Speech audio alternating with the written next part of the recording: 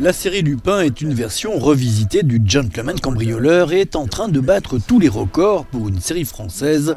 Plus de 70 millions de téléspectateurs selon Netflix depuis son lancement début janvier.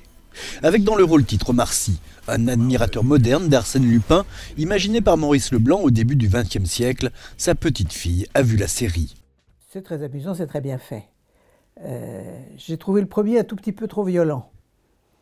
Le second est plus calme, plus dans l'esprit de ce que faisait Maurice Leblanc. Mais évidemment, il est modernisé, il n'est plus dans son contexte, donc c'est difficile de comparer. Et puis Omar Sy n'est pas Arsène Lupin, c'est un émule, un admirateur d'Arsène Lupin qui cambriole un peu à sa façon.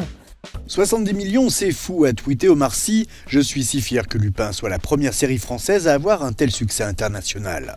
Les livres aussi bénéficient de ce succès, et notamment le livre original Arsène Lupin, Gentleman cambrioleur.